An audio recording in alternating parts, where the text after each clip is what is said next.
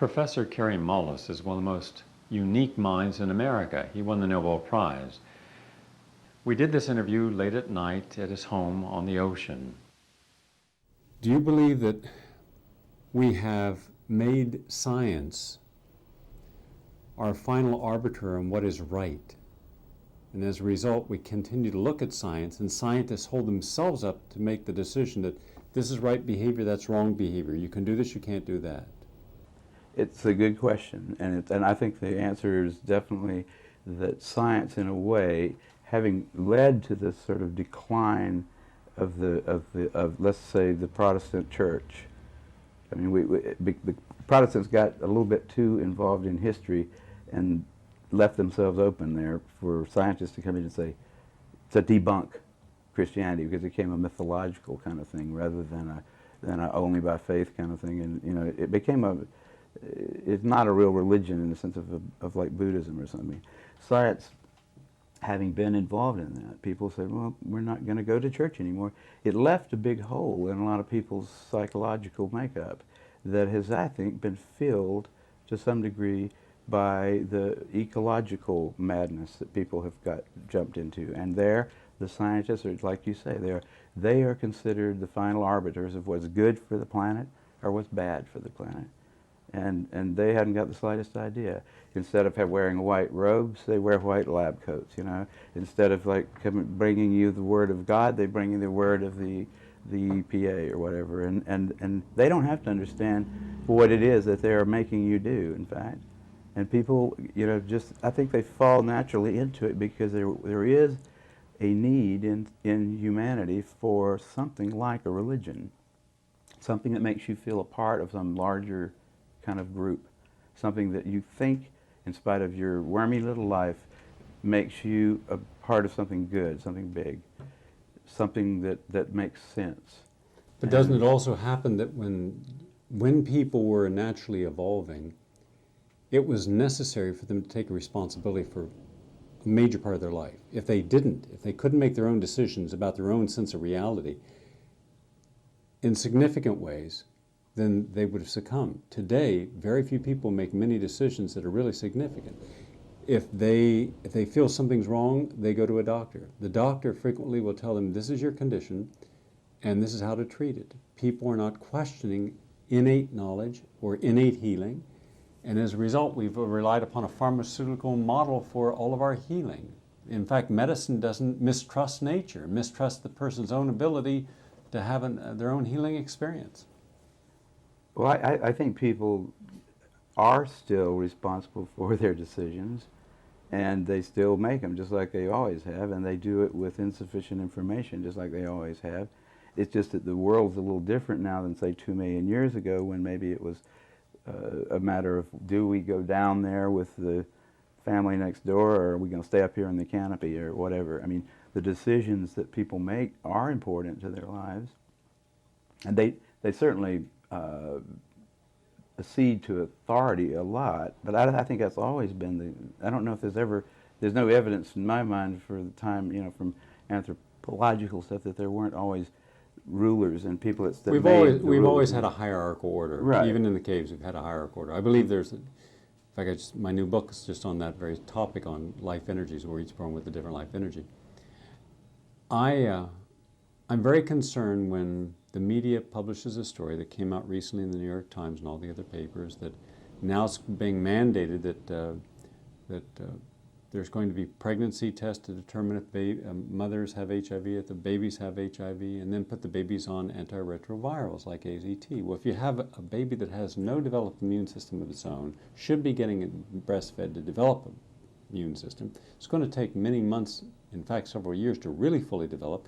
And you go and start giving a child that's completely healthy, just has an antibody in their system, and you give them a toxic chemotherapy drug, and then we are not. Is that going to be mandated by law? That's what they're trying to do. They're not that dumb, are they? I mean, they to mandate it. What state? Well, they've mandated vaccines. You can't get into some college. You can't have your kid go to school.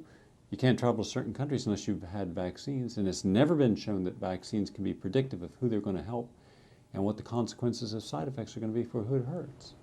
Yeah, I'm a libertarian, true right to the heart, and I do not like to see freedoms eroded at all for whatever grand cause, and that would just that would almost I mean I can't believe that they would that I mean I can believe there would be some people in society that might like to do that, like that guy who used to be the head of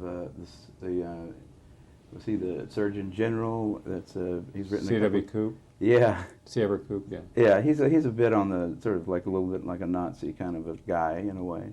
And although he has he has some redeeming social value, but the man is, you know, just a little bit too much into. I mean, he thought everybody at the NIH should start wearing uniforms, you know, and that kind of a personality is capable, I think, also of thinking, yes, and we do have the moral right to make you give your kid AZT because it's our job to protect your child even if you don't want to. That state agencies have taken kids away from parents when the parent, based upon informed knowledge, chose not to give their child either AZT or other chemotherapy agents, either for AIDS or cancer. And these were parents who knew more than the average parent, and based upon their knowledge made an informed choice, and those parents were deemed unfit and abusive parents, and their kids were put into a foster home. You know what? In the early 20th century, actually, or late 19th century, in the South, pellagra was thought to be an infectious disease. There was a lack of niacin because Southerners were eating corn instead of wheat. The poor farmers were, and they were taking kids out of homes there, thinking it was an infectious disease because everybody in the family was getting it. Put the kids in an orphanage. In the orphanage, the kid would get a little bit of niacin because they'd have some wheat. And he wouldn't get pellagra, so it made real sense. Took some guy, you know, it took him a government research station in South Carolina finally got some Goldberg, clever, was it? Goldberg. Goldberg. Some Jewish guy came down there with little brains and said, wait a minute, this is not an infectious disease. You know, they had to throw out all the idiots that were running that, but that was it was a long time, and they did the same thing. They took kids out of homes. All they needed to do was bring in a little bread, a little whole wheat bread. And does it bother you at all? Every time we need a decision made, we're always looking for some scientist to tell us what to do, whether it's on cancer or almost any issue, where science has become state religion. It bothers me when I see like people. You know, my mother's a good example of doing that. Sort of just, you know, her doctors are never questioned at all, even though her son is sort of a medical person himself and sometimes disagrees with him. Because I'm her son, of course, I don't have any brains, and you know, her little physicians are always telling her weird things. Yeah, it doesn't bother me so much. I like this planet. You know, I'm not upset about it at all. I'm not a crusader. If I had my way, I would make a few changes, and I would make them slowly and carefully. I wouldn't make any radical kinds of changes. I would change science to be more, just to be a little less responsive to central authority. Make it more, like if you're going to fund a scientist for something that he says, here's what I'll do for you, you give me $200,000 next year and I'll do this. I think, well, okay, why don't you just give him the $200,000, let him do what he wants to with it. Don't make him tell you what he's doing. Don't make him convince his colleagues that what he's going to work on with it. If he's good enough to give it to him for one thing, just give it to him and let him decide, because you'll get a lot better science that way, and a lot more freedom for scientists to actually pursue their own goals, and a lot more discussion, which is a really important issue today, about what is the proper way to go about what particular problem. You know, the way it's done now is it's rather medieval, and it counts on the fact that it's not true anymore, that scientists never lie, that scientists will always be honest, and that they aren't each other's competitor, that they're each other's colleague. You know, the way papers get published, the way grants get funded, all of that stuff is like ancient.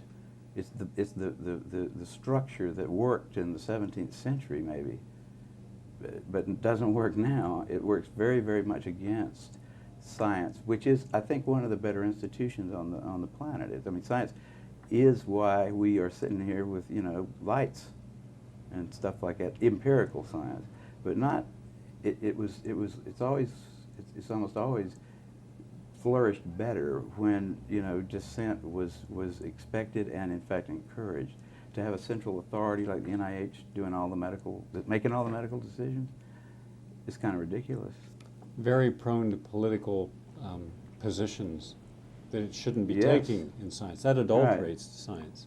Oh yeah, it very, very much. I mean, we knew, if we studied Hegel at all, that after the 60s, there was going to be a swing back to a repressive government, right? I mean, it just was going to happen. There was nothing you could do to stop it, I don't think.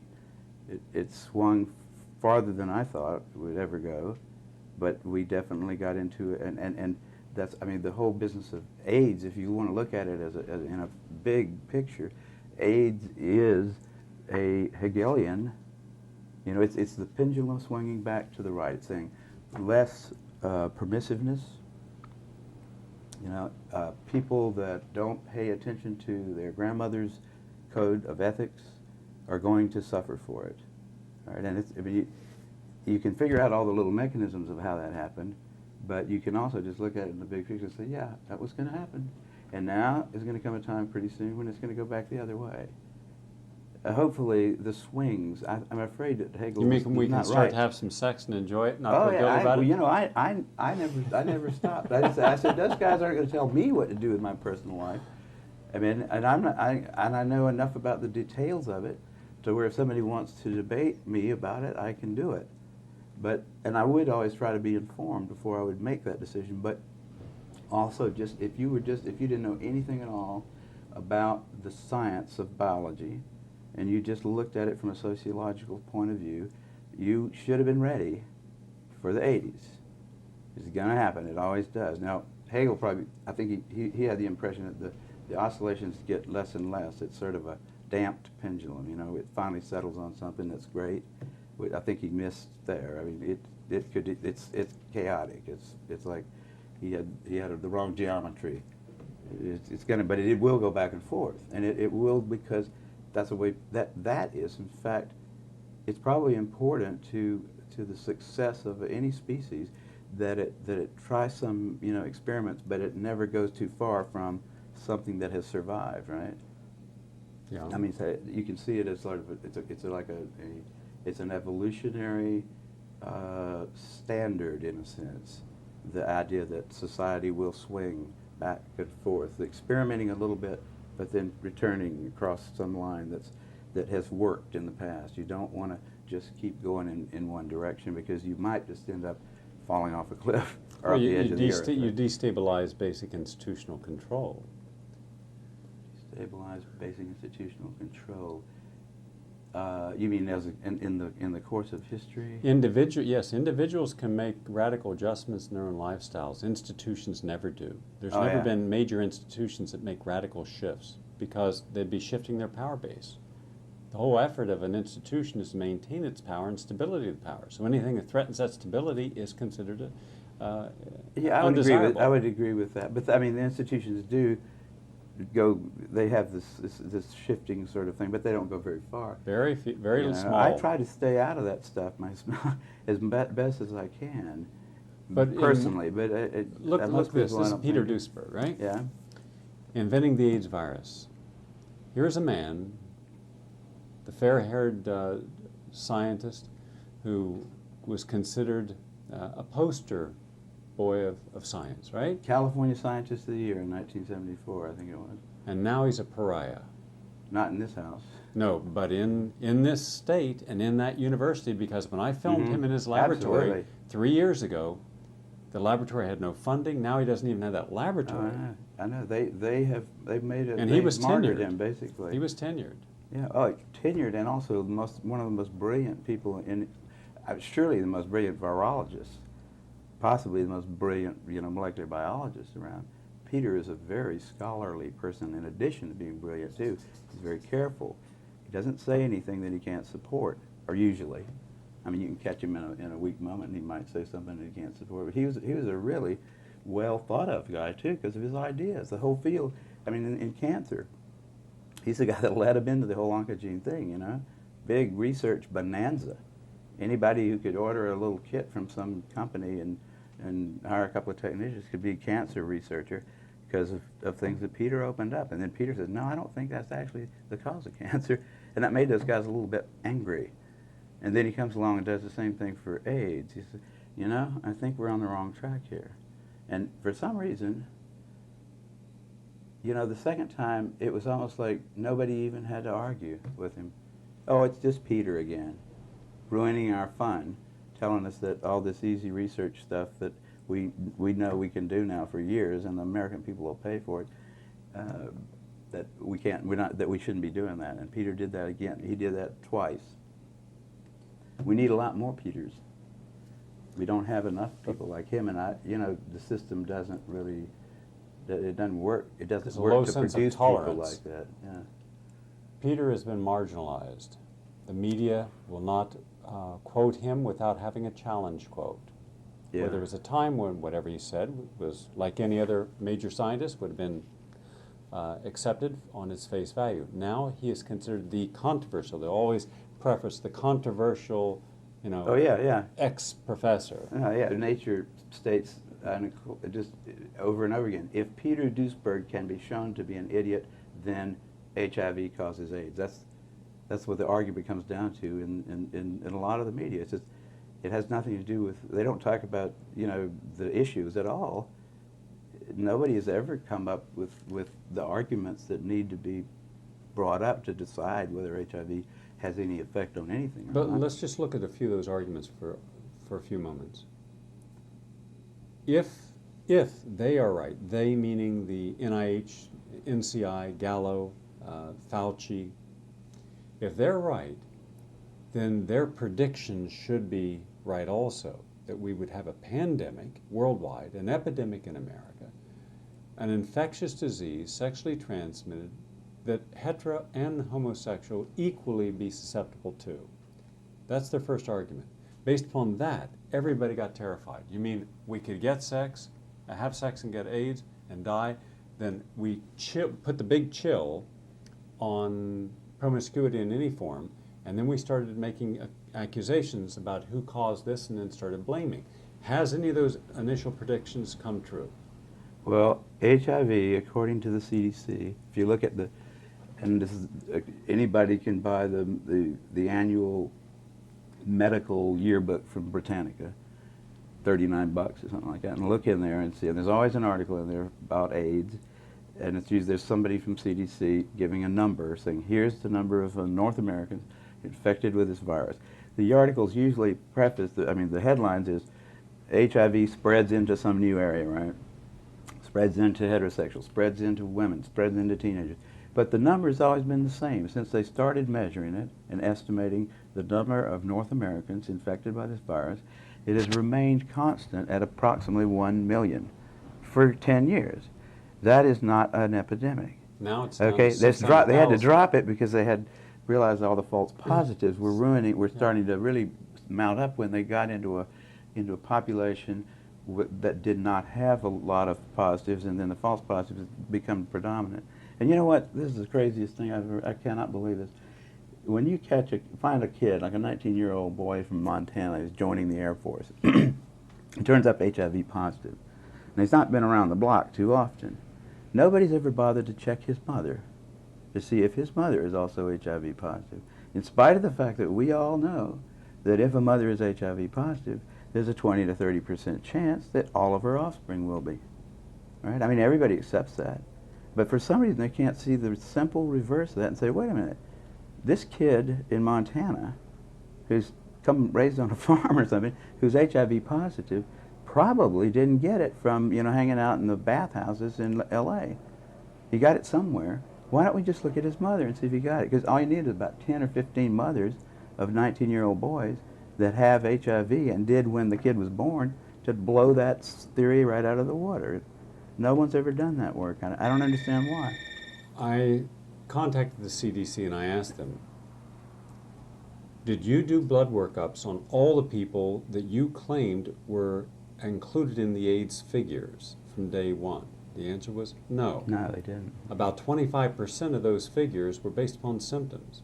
Then I Right, said, yeah, a presumed Presumed. diagnosis of That's HIV. That was just like, and I said, but if you're presuming it's HIV, hence AIDS, you must presume then that you have a gold standard that nothing else could have caused the same symptoms.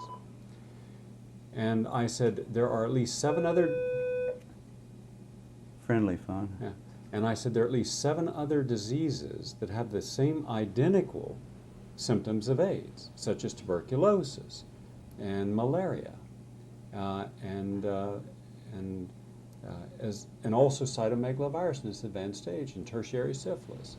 And I was going through some of the diseases I had found that have this, and they kind of shrugged their shoulders and didn't address the issue at all. They just Right. avoided it. Then I asked him about Africa, and I said, no.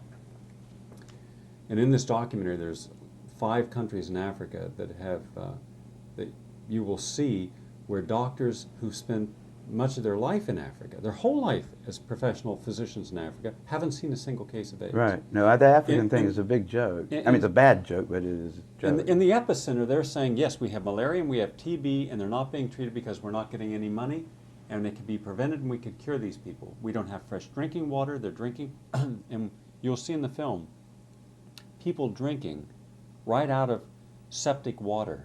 Mhm. I mean, you'll see human debris right on the water. They scoot it Yeah, aside and drink right. the water, and then they get parasites and they get diarrhea. Well, if you drank out of infected feces water, you're going to get diarrhea, and you're going to get tuberculosis in that environment, and you're Right. malnourished, Yeah. and you're going to have a dry, non-productive cough, lose about 10% of your body weight, and you're going to be classified as AIDS. Right. And he says, but if we give money for AIDS, then suddenly you'll see these new cars driving through the highways here with loads of condoms and pamphlets, Yeah. but not a single antibiotic to help anyone with tuberculosis or AIDS, or with The World Health malaria. Organization has totally messed up. So, following the lead of the NIH, and those things. The article I read, this article about, it was a year ago, I think, in Nature, that just I could not believe that it was in there. It had about 10 or 15 doctors with their names on it. They studied the prostitutes in some little Eastern African country right above Liberia. I forgot the name of it. It's a coastal country. They had gone there 5 years before and found that 75% of the prostitutes were HIV positive. They predicted if they came back in 5 years, half of them would be dead, right? So they come back in 5 years and there's no bodies to count. There's no dead prostitutes to do autopsies on. They're still HIV positive according to their tests, which there's cross-reactivity with all kinds of things. And their conclusion in the paper was that when that should have told them right there, I said, wait a minute, HIV doesn't seem to be hurting these people.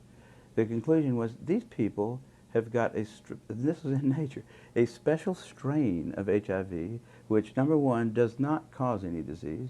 Number 2, it protects you from the strains that are rampant throughout Africa that do cause disease. And we ought to study these people further because we might be able to develop a vaccine out of this. That was published in Nature. And it is on its face. I mean, even a 6th grader, I think, looking at the logic there would say, wait a minute, these guys, the emperor has no clothes here. There's something serious wrong with the mind of these people.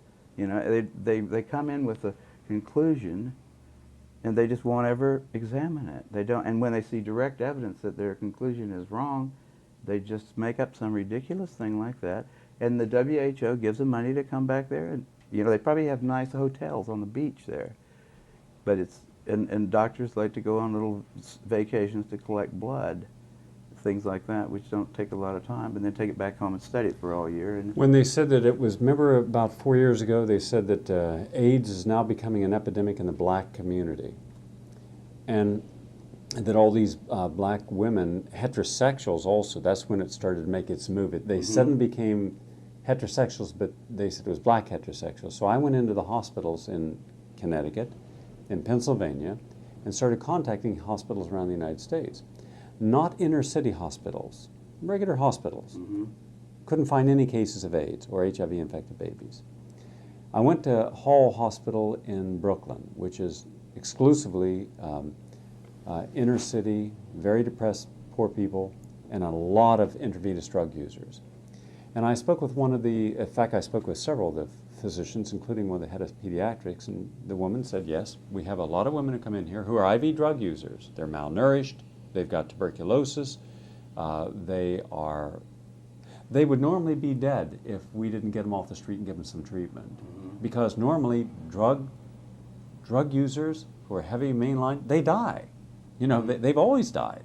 You know, they're not in optimal health. And she said, yes, the babies will be positive, and most are black. So hence, they take one hospital and they make all the statistics from that hospital as if it related to all the blacks in America.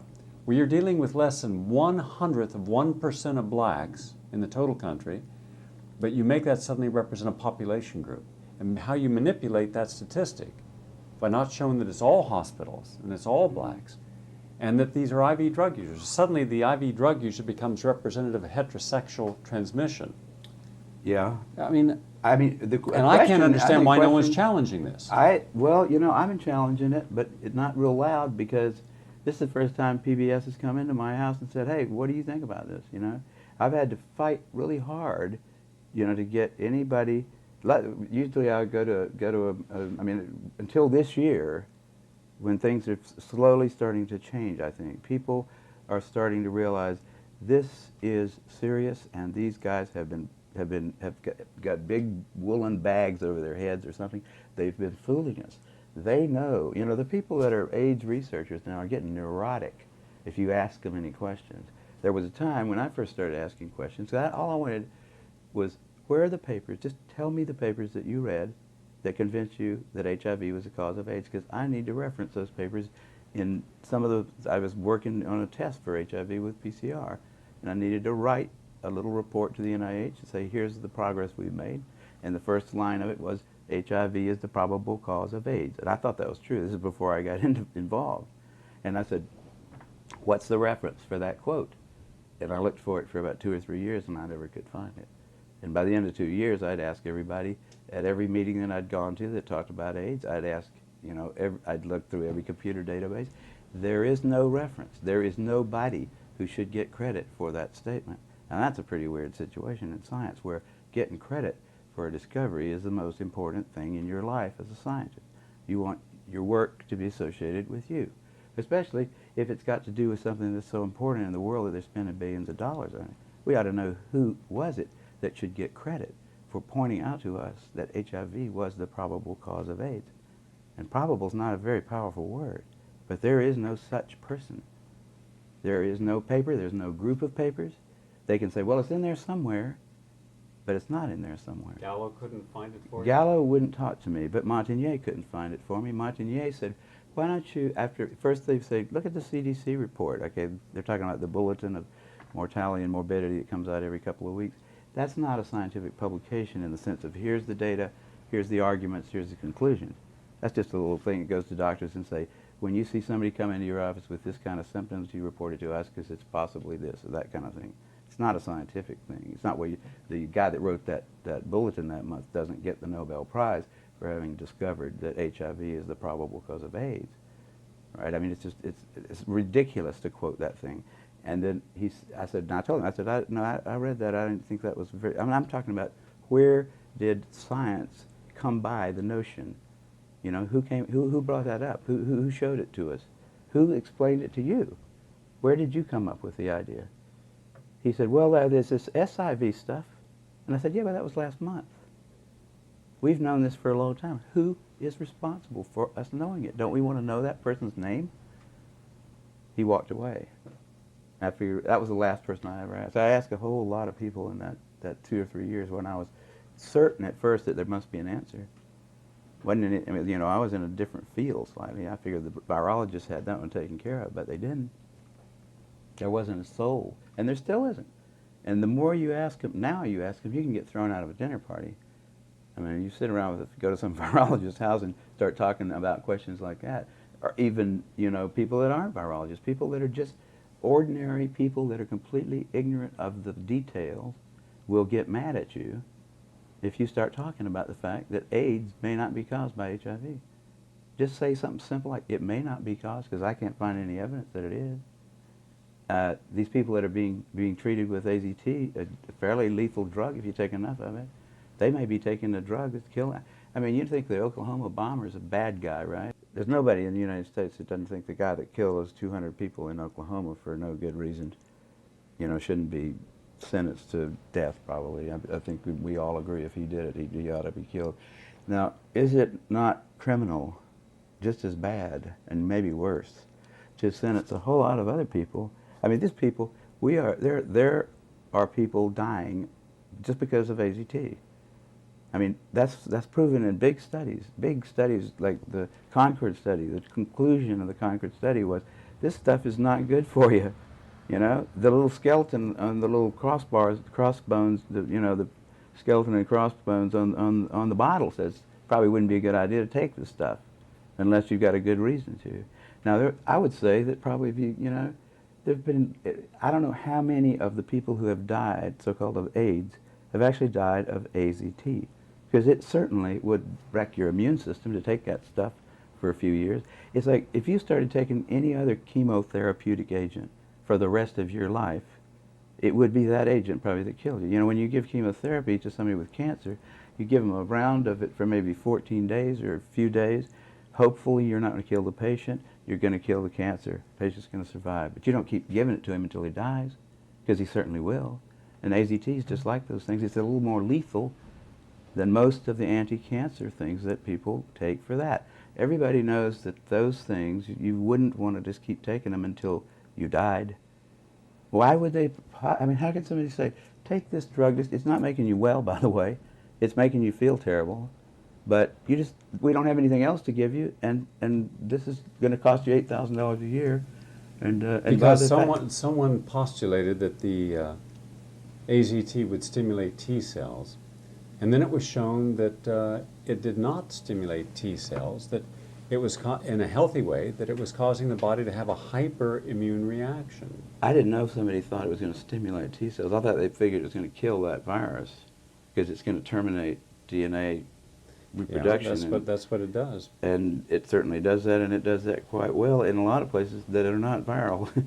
I mean, it does that in normal any rapidly growing tissue, just like any other chemotherapeutic type agent. Hypothetical situation.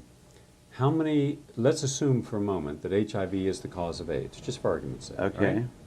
How many HIV cells are there generally compared to healthy cells? You mean how many cells are infected by the virus in somebody that's fairly... Yes.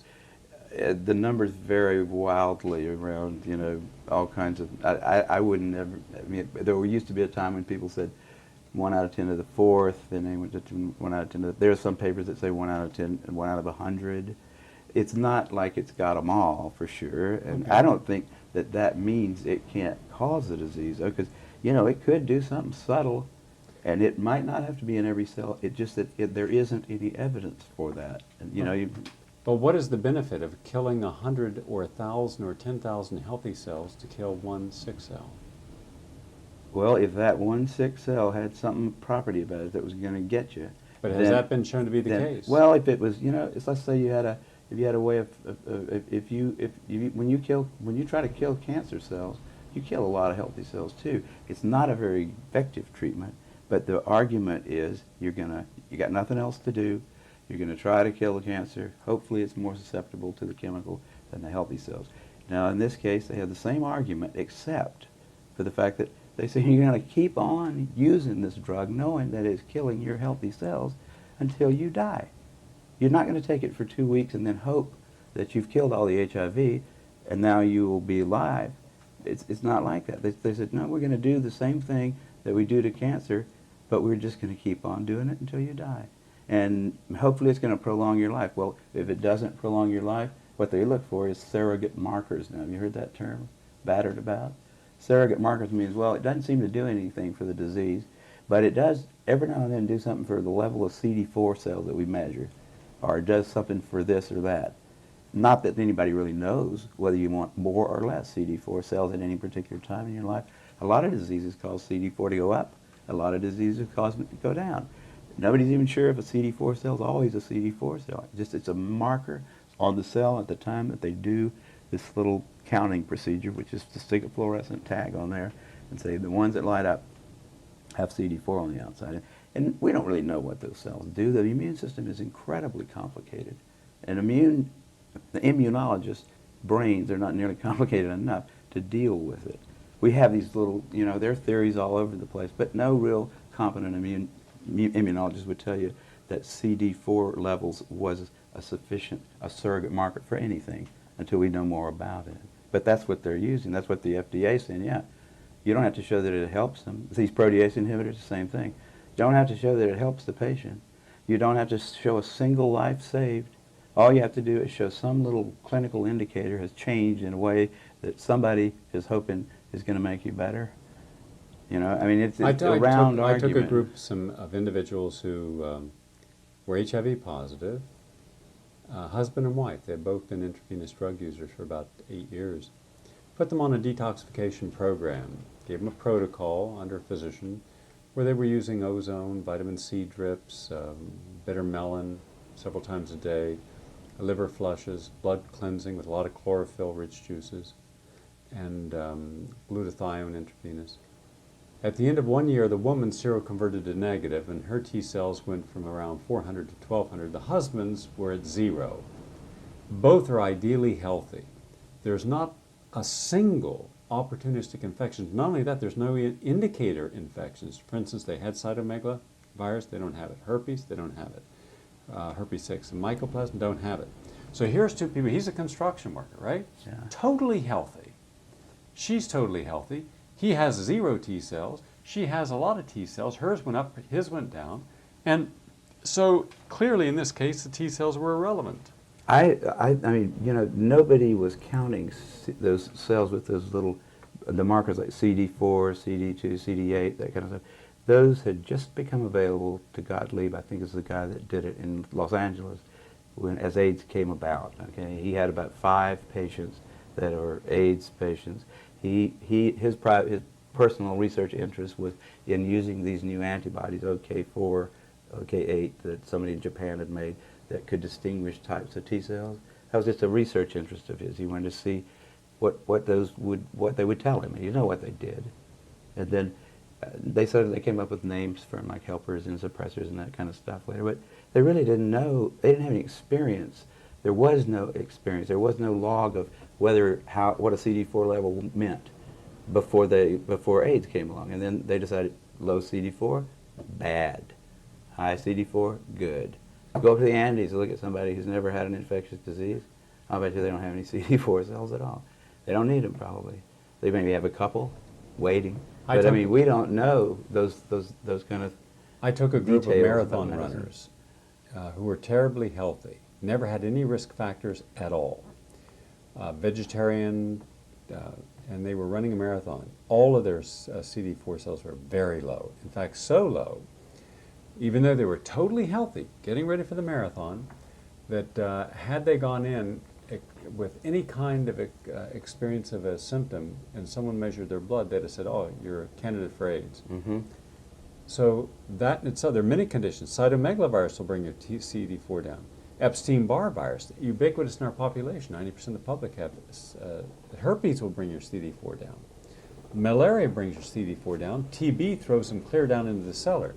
So when something is so inaccurate, to make that a gold standard, that concerns me. Also, well, it's ridiculous is what it is, and the question really is whether it should be considered criminal behavior on the part of people who have the public trust. I mean, it is criminal behavior to set off a bomb in a federal building. Is it criminal behavior to start passing out poisons to people who have no real diagnosable diseases, to babies, for instance? And the question, I think we get off in the details a lot in this thing, and it has been probably the worst part of it from the point of view of the public. There's only one real question that's relevant, and you don't have to think about CD4 cells, you don't have to think about all these other diseases with Latin names and stuff. You have to think about one thing. Who is it? And where is the paper that he wrote it down in who figured out that HIV was the cause of AIDS? Right? Who is that guy? If there's no person who can stand up in front of a scientific body and say, I'm that person, or this team of us did that, and here's how we showed it, You know, you don't have to get into the details. You don't have to worry about the hemophiliacs in Africa. You don't have to worry about all the sort of subterfuges in a way that just keep coming up to complicate what is really a very simple situation. Here we have a bunch of people that are definitely sick for some reason. It's likely that their behavior was so radically different than the behavior that had gone. It was an experimental kind of behavior in a way. It's not unlikely that they would have some kind of problems, some health problems. People stop sleeping and eating. People start using all kinds of substances instead of food. And they're associating with it. The world's getting more and more densely populated, and we're spreading more and more diseases around. It's not totally shocking that those people should come down with some diseases that'll kill them.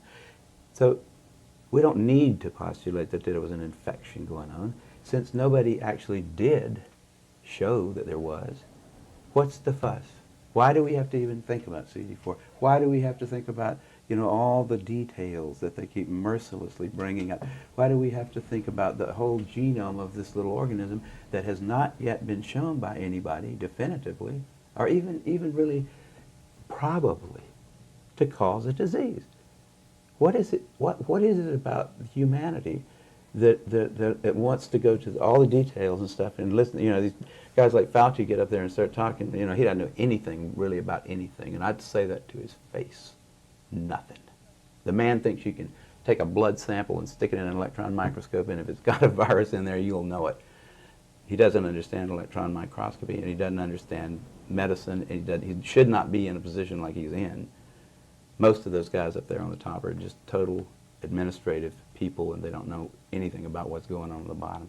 But the simplest person on the planet can say, well, if we know that this disease is caused by HIV, how do we know that? Who figured it out? Is it in the Bible, you know? Or is it in the Journal of the American Medical Association? Is it in some place where we can all look at it? That's what science is supposed to do. It's empirical science. That's what we do.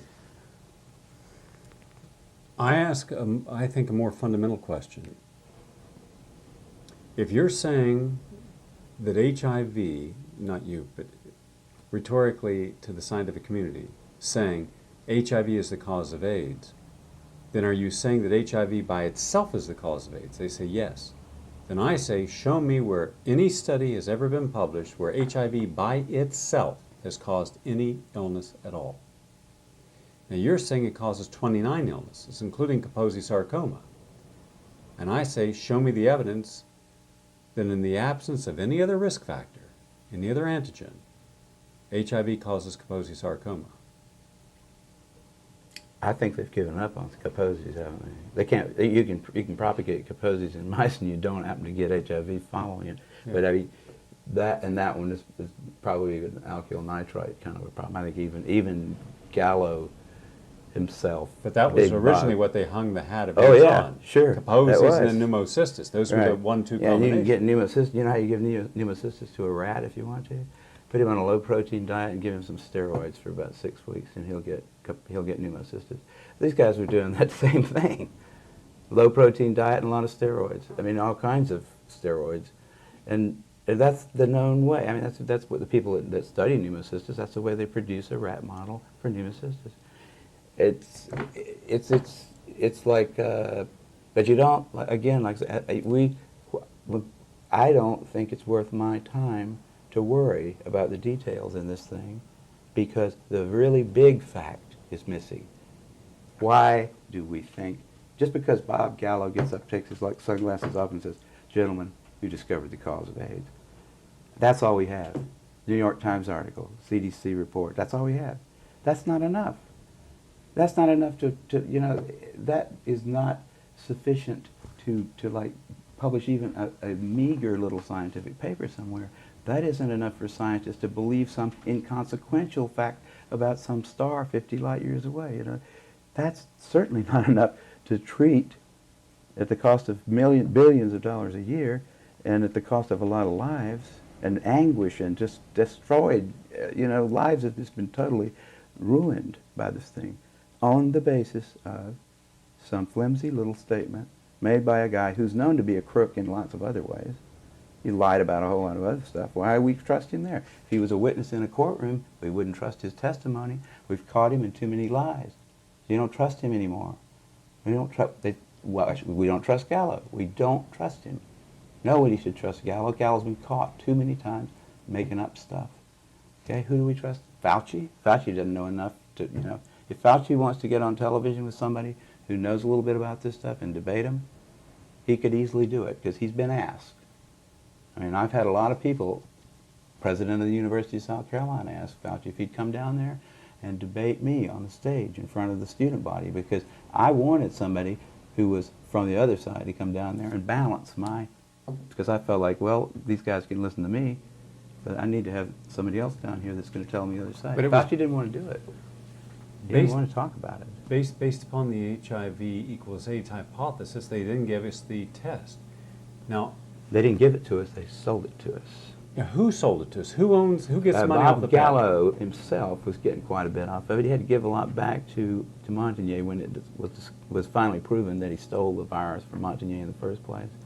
But Montagnier and the Pasteur Institute are getting $1, I think, or so every time that somebody gets an HIV test. Is that test a gold laboratories standard? Will it only identify this HIV virus? If you get it twice in a row, you have a pretty good chance of getting a plus one time and a minus the next. I mean, it is not. It's nothing more. Even if the virus were a deadly virus, we wouldn't want to use that test to test it. I mean, the way that test was responsive. Although that's why they thought for a while that it was widespread in Africa because it cross-reacted with antibodies to malaria. You know, that was the big, and they never went back and said, you know what, we just made a mistake there because we couldn't find the HIV-1 in the first place when we looked for it. When we looked for the organism in Africa, we didn't find it. So we found something else that was close enough, 33% difference in sequence. It's not close at all, not for retroviruses. They found something else. They said, this is HIV-2, we're going to call this for a while. Now they just dropped that whole thing. They don't look for it at all anymore. You go into any kind of a like a lot of places in Africa, the only kind of place you can get any medical treatment is at WHO hospital that's there for AIDS, right? So anything you come in there for, you cut your knee with a machete, you're an AIDS patient in some little book somewhere.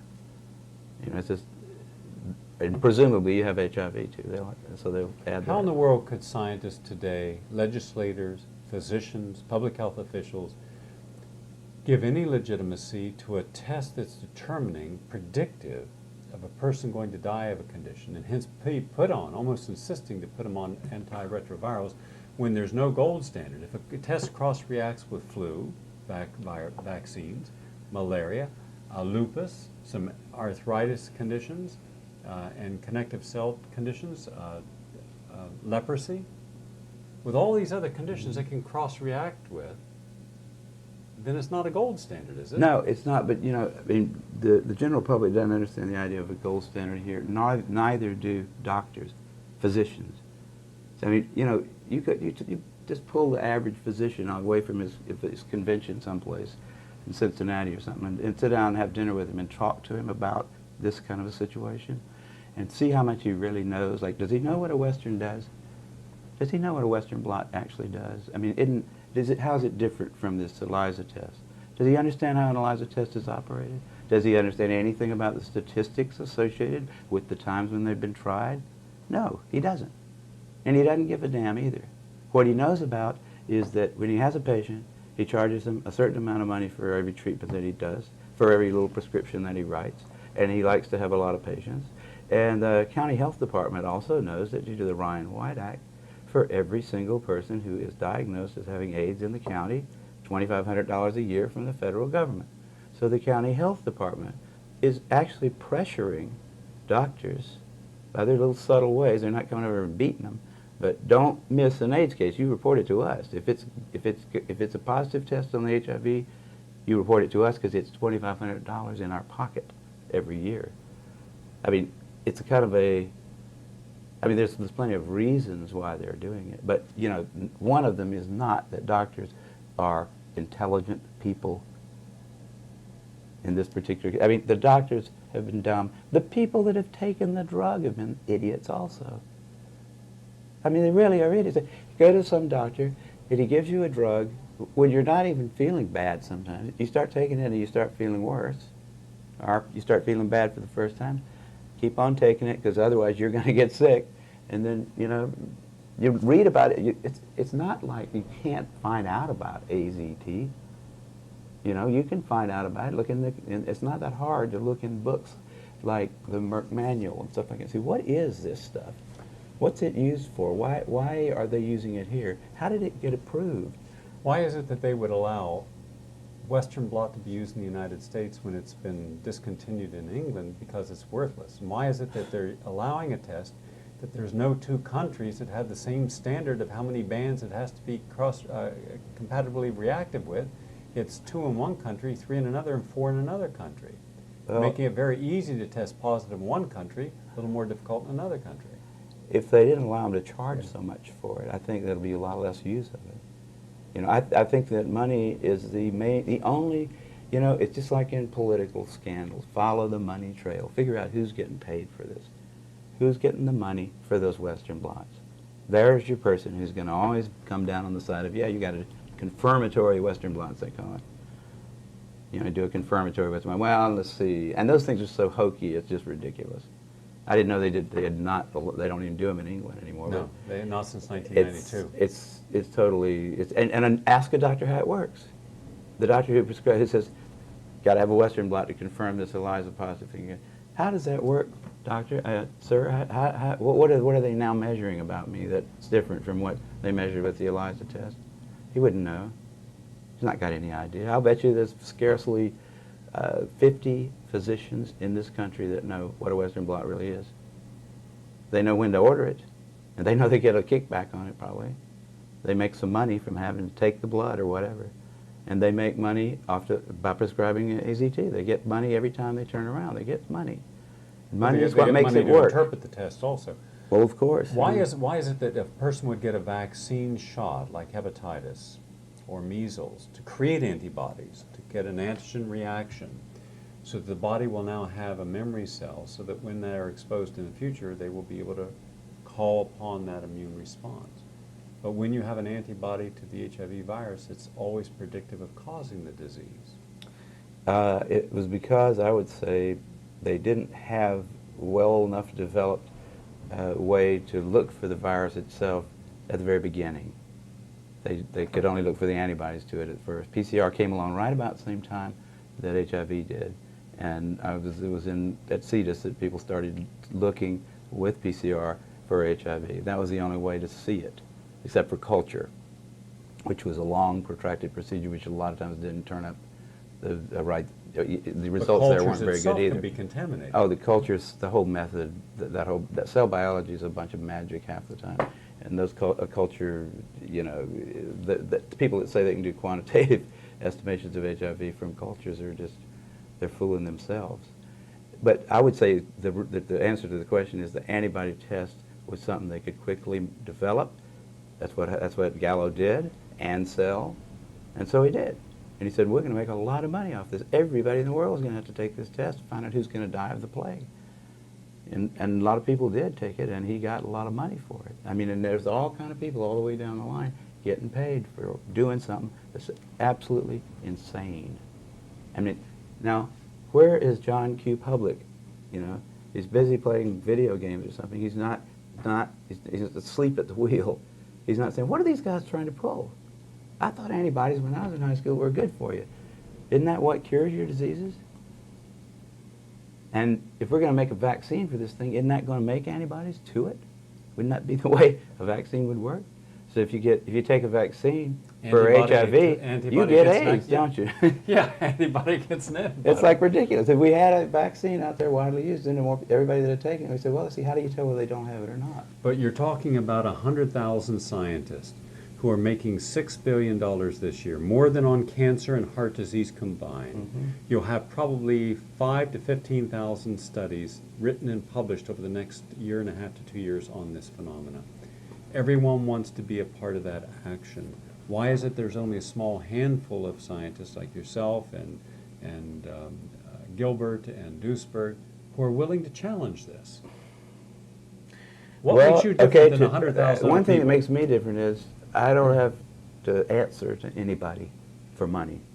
See, I don't work for some organization like that Tony Fauci happens to be the head of. Like a lot of people like Duisberg had the intellectual integrity heing that he was going to catch it, knowing that they were going to just have a heyday pulling his grants. He went ahead and said it, and he's been martyred. Okay, they couldn't touch me because they weren't paying me. They can laugh at me. They can write stupid little articles in Nature, but they'll learn eventually to feel foolish about having done that. I know that's going to happen. Duisberg knows that one of these days, these idiots are going to have to face the music. I hope that he's kept that in his heart all along. I think he has. He knows one of these days, because you can see the insanity. You know, and when they make stupid comments like John Maddox one of these days, John Maddox is going to have to, you know, eat it, basically, because he's been just personally, without Maddox doesn't know nothing about biology. He doesn't barely know anything about physics. I know more about physics than he does. He considers himself a physicist. He writes these dumb little editorials and stuff like that. And then these stupid personal attacks on Duisberg seem to be like scientifically justifiable somehow to the editor of the foremost scientific, or what used to be the foremost scientific journal in the English language. It's not anymore in my eyes. I still take the thing, but you know, I just look through there occasionally. I don't read it with seriousness to find out anything anymore. Does it bother that there is censorship in scientific publications and even in the major media? Yeah, it bothered me when Nature rejected, right after I got the Nobel Prize in chemistry, man. I can't even write a short 4-page hypothesis about what might, in fact, be a probable cause of AIDS. A hypothesis that was a useful one because it suggested a way to disprove it or prove it. You know, that's what a hypothesis is for. It's to sort of suggest experiments that will try to disprove the hypothesis, or if you can't disprove it, you start slowly accepting it. And so Lancet, Nature, Science, those people say, we don't need a hypothesis directed at understanding what might be causing AIDS. We already know. And I call back the editors and I say, no, wait a minute, this is, you got to, like in Lancet, there's got a section called medical hypotheses. That's a type of an article you can submit. I said, this is a hypothesis. This is a very good hypothesis. Not only can it be proven or disproven easily with rats or mice, but if in fact it shows, if it turns out that this does cause AIDS, you'll have a model system, an animal model system, which would be worth billions of dollars to the pharmaceutical industry. You know, it was a beautiful little hypothesis, cute little thing. It wouldn't have taken a lot of work to prove or disprove it. But and it wouldn't take any work to publish it, but not anybody would touch it. You know, I finally published it in some kind of, I think Genetica finally published it, and it may or may not be the cause of AIDS, but it doesn't. The fact that that you can't hypothesis? Even it's a sort of a variation. I thought a clever one on the idea that you have overloaded your immune system. These people, if you think about time in terms of evolutionary time, and you see the population of humans growing like it has, the chances of you getting a human virus today are a hell of a lot higher than they were, say, 10,000 years ago. And it goes up in a funny way. If you are hanging out with let's just say that there are an infinite number of retroviruses in the world because they're changing so fast you couldn't really count them. Okay, so there's a number of retroviruses that's basically a function of the mass of human flesh, human retroviruses, and also it's proportional to how much that flesh interacts. So as it starts to get dense, more and more people are in your life, you got more and more chances of getting retroviruses. Now they all might be harmless. The chances are good that they are because they're just barely alive. But if you hang out with 1,000 people a year in a way that would maybe allow you to get some or most of their retroviruses, and they hang out with 1,000 people a year, and they hang out with 1,000 people a year, you're hanging out with a fourth of the human race. You're getting all the retroviruses from all over the planet. Now, it might be that none of those things by themselves is going to hurt you, but we know that some of them do grow in your immune cells, right? And they come in at very low multiplicity. You don't make an immune response every time you get a retrovirus inside of you somewhere. But if you have a cell in your immune system that has a retrovirus in it, and you promote that to clonality because it's going to be a part of an immune response, that cell, then the retrovirus will definitely escape. It will flower in a sense, and it will then have to be dealt with by the immune system because there'll be enough of it showing in the blood that the immune system will go for it. Well, now if you've got enough harmless but different retroviruses in your immune cells such that every time you mount a new immune response, which means you probably take about 500 different immune cells and make 1,000,000 copies out of each one of them, if you've got enough retroviruses in your immune system such that one of those 500 is going to have a retrovirus in it that you've never made an immune response to before, you're going to have to make an immune response to it this time because it will, if you make 1,000,000 copies of the cell, it's sure, the retrovirus is certain to flower, to like make infectious bodies, right? Then you have to make another immune response, right? It's called a chain reaction. See, it's, all you have to do is have enough retroviruses in your immune cells, and we know that they can get in there, right? And we know that there's an infinite number of them out there. And we know there must be some level of contact with humanity that will cause you individually during your life to accumulate so many different retroviruses in your immune system. In the real risk group, which is the people that were undernourished, the people that were exposing themselves to a lot of other humans in environments where viruses could be easily passed around, if they were, I mean, there's a whole bunch of things about those guys that was different than normal people. Once they got outside of the inner city homosexual IV drug using population and started sampling kids going into the Army at 19, that's when the latency started going up fast. Because what they should have said, uh-oh, it's not got anything to do with HIV, does it? Because the thing's not going to change like that on us.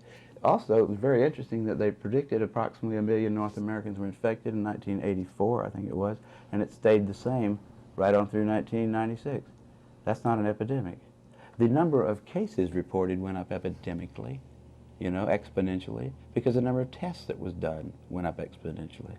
I asked, the first time I ever saw one of these CDC graphs, it showed this thing going off the page, you know, I went up after that and I said, how did you disentangle I mean, did you divide the number that you've got here by the number of tests that were done? I mean, can we believe that this line that you've drawn here about number of positive tests reported, is that really indicative of the spread of this virus? Is the virus getting, is there being more of it, or are there more tests?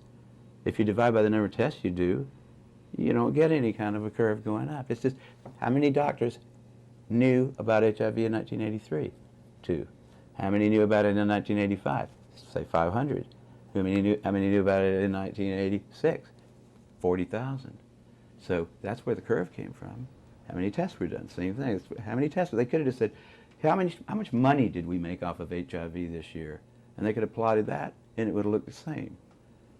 You know, and they could have said it's an epidemic because we're making more and more money off of it every year. But does it bother anyone that we haven't had an epidemic, that it's not in the heterosexual community? It's still in the same basic risk groups, and the risk factors that caused it back then are the ones that are indicated today from all the people I've interviewed. Well, the only person I know of who's changed their mind on this issue is my mother. She finally said, Kary, you know what? You were right. Because I told her a long time ago, I said, Mother, quit worrying about my sexual habits, okay? There's a couple of diseases that you can get by having promiscuous sex life. They're both curable by penicillin. And there's nothing out there that's fatal and deadly. And in fact, sex is probably pretty healthy. It's something we've been doing as a race for a long time. You know, it might be very unhealthy to go for long periods of time without it. We don't know that. But we do know that the venereal diseases that are around can be cured now. So what's the big scare, you know? And she's, well, AIDS, I said, but it's not shown to be. So she's finally, I mean, I don't know anybody else who's actually come across. I mean, but I don't know everybody who's thought about it, but I feel like a lot of people are starting to learn. But a lot of people will be just like, it'll be like trying to get a Catholic to give up Catholicism because somebody has proven that they can make a vacuum, and inside that could not possibly be a God because it's nothing in a vacuum, right? That was a 17th century issue that the church raised. If AIDS is supposed to be an infectious disease, then why does it not represent the same model of behavior as any other known infectious agent? Well, now, it could be that it's absolutely unique.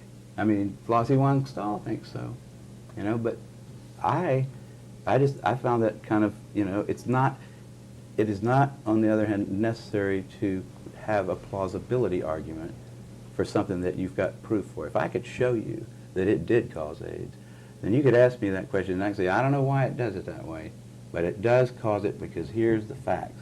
You give that stuff to somebody who doesn't have AIDS, he gets AIDS. Or some experiment that showed you definitely that Yeah, but you can't show me an animal model. well, I can't do treat that, AIDS. can I? Because if every damn chimp that's ever been injected with it, you know, it's lived in the chimp for a while, chimp gets rid of it, makes antibodies. By definition, the chimp's got AIDS at that point if he starts to, like, if it's uterine cancer and it's a female chimp, he's now got AIDS. But none of those chimps died of AIDS. I mean, they're still alive and happy.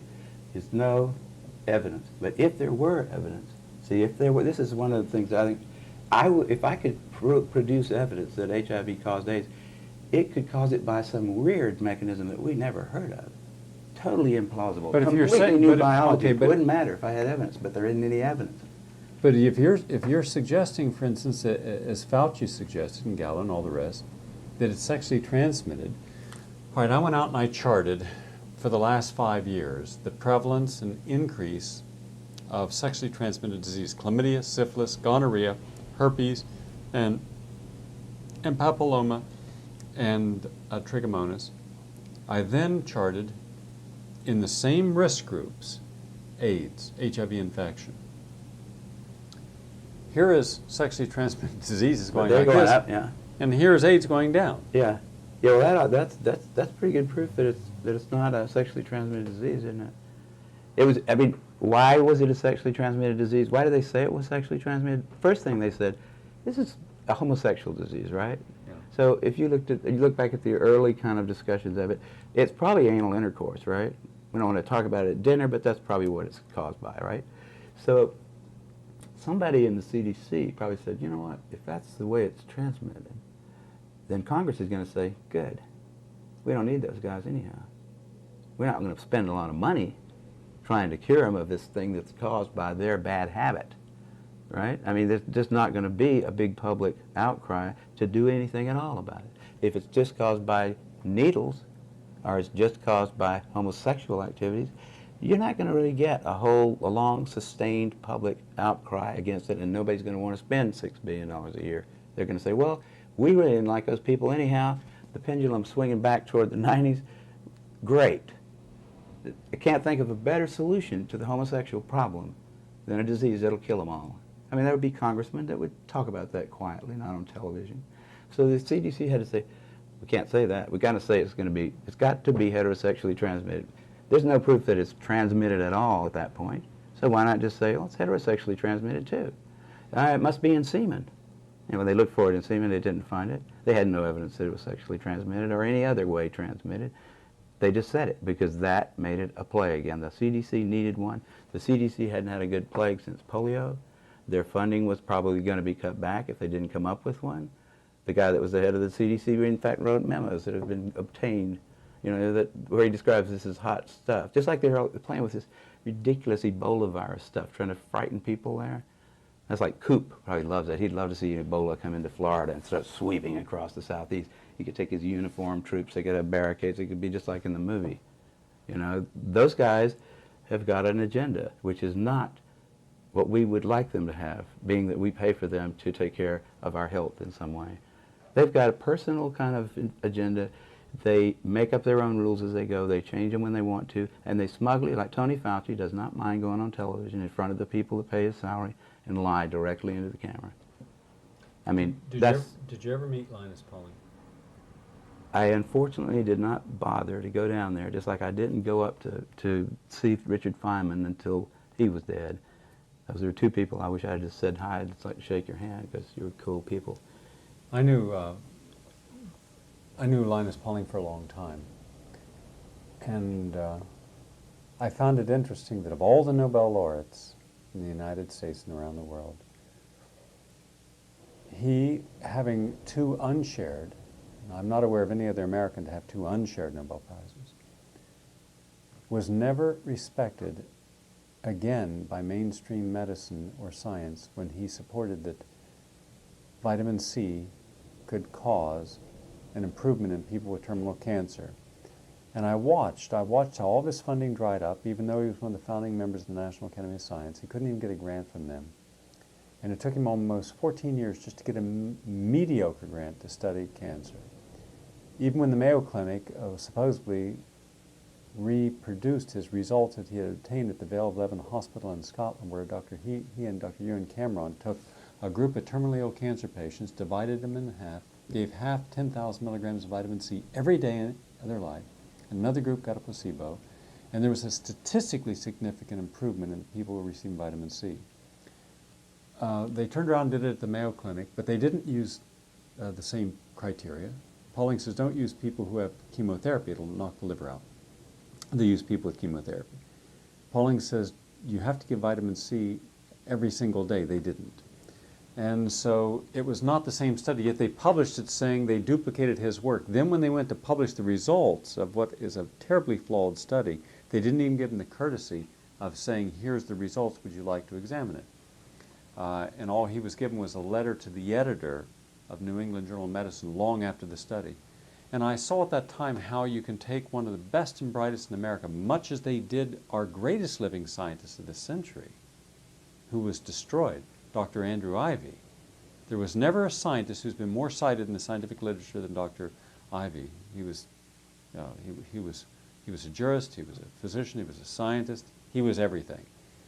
But he supported carbamazepine, and he supported carbamazepine in a correct manner, and they destroyed him.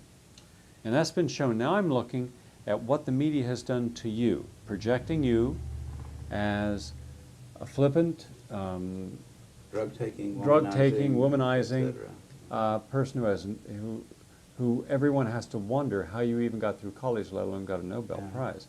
And I'm thinking, my God, haven't we learned? Haven't we learned from Andrew Ivy and Linus Pauling and Peter Duesberg what they'll do to the best and brightest? Well, you know, you can't expect the sheep to really respect the best and the brightest. They don't know the difference, really. I mean, I like humans. Don't get me wrong, but basically, the vast majority of them do not possess the ability to judge who is and who isn't a really good scientist. I mean, that's a problem. That's a main problem, actually, with science, I'd say, in this century, because science is being judged by people, and funding is being done by people who don't understand it. I mean, I'm sure a lot of people could sit down with Linus Pauling and not realize that he was a brilliant man. I mean, most people wouldn't know him from, you know, somebody who you know, just was a little taller or something. I mean, nobody knows Richard Feynman. Or Richard finally showed a few people that, you know, when he said, you know, here's the O-ring, here's some cold water, see what happens? That he at least knew how to, I mean, but no, most people don't understand what a brilliant guy that Feynman was. There's a handful of people at any one time in the world who are capable of really doing innovative things. And usually those people turn out to care for their fellow man. You know, they respect them in a way, although they don't think that most of the people, the great masses of people, really are going to be able to understand what it is they're doing. You know, it's got to, before the transistor radio, most people didn't really understand who John Bardeen was, right? John Bardeen didn't know who John von Neumann was, who was 50 miles away, who needed those transistors really bad with his ENIAC. I mean, there's not a lot of specialized scientists. You don't expect everybody to understand what it is you did. I don't expect my mother to really understand how clever PCR was. I can't explain to her. It was only a few people, you know, that really could see what a clever idea that was at first. Now everybody says, well, it's a wonderful thing because we hear about it all over the place. But see, what I'm saying is, if you're one of these people like Linus Pauling, I'm sure Linus did not expect to be appreciated. You know, I find the scorn of the masses to be sort of a, you know, I mean, if they love you too much, you're probably doing something wrong, don't you think? I mean, the guys that if they're willing to elect a president who lies right in front of them and says, "I just put it in my mouth, I didn't inhale it," and by the way, Mr. President, it's illegal to have it in your mouth too, whether you inhale it or not. You know, but somehow people say, well, that was such a clever way of getting around that issue. Wasn't he? He's a real diplomat, right? He's a lying bastard, is what he is. But we elected him. You know, there wasn't a whole lot of other possibilities. There never is. But that's the kind of people that you don't expect them to know whether Linus Pauling would be. You know, Linus's first paper about that business of ascorbic acid is all it took to convince me, just the theory. He says, look, here's where we came from. 20 million years ago, we're eating the tops of green plants, the little leaves. We're doing it all day long. It's not a very rich substance. It's got a lot of vitamins in it, and we don't cook it so to destroy the vitamin C. Now, we don't make our own. We got used to getting it from those leaves. When we come back down the tree, maybe we need it. You know, maybe we don't need it. But it's probably a good chance that, you know, you ought to look into it and see if you do. Because you change your diet drastically. And the vitamin C is one of those things, you know, the vitamin, you cook your food and you lose it. It's not stable to heat. I immediately started taking vitamin C, and it tastes pretty good. You know, and it doesn't hurt you unless you take, if I take more than 5 grams a day, I start getting diarrhea, so I don't take any more. But the fact that it won't hurt you, and that there's a good chance that it does something some very smart people say it's very good for you, and they have good reasons to say that. I'd say it's worth, you know, it's worth the money that it costs. I take a lot of vitamins just because there's a good chance that our diet right now is not really optimal for our body. It would be unusual if it were, because we've changed our habitat completely. And it takes a long time for biochemistry to catch up with animals. They're fast. You know, they don't just sit in the same spot all the time, and we have to think about it. We're animals, and we are changing our behavior all the time. We might just need something from our last environment, and that one seemed to me like pretty simple, reasonable. That was a good idea. That's all it took from me, and then he had all kinds of data. But if he'd have said, take this poison here till you die, because I think you need it. I mean, that's what the CDC pulled off. Take this poison here until you die, because I think otherwise you might die. What do you say to the American public about stopping believing in the myth of AIDS? Well, in the first place, I would say, don't think of it as a belief. Science isn't a set of beliefs. It's not like Methodists and Catholics. Those people, Methodists and Catholics can believe whatever they want to, and they say, I will believe it. I'll stick by my story till I die, right? I'm a Methodist, pure and simple. That's okay for that kind of stuff. Scientists are not supposed to believe anything. Scientists are supposed to have some evidence that leads them tentatively to some conclusion or to some action.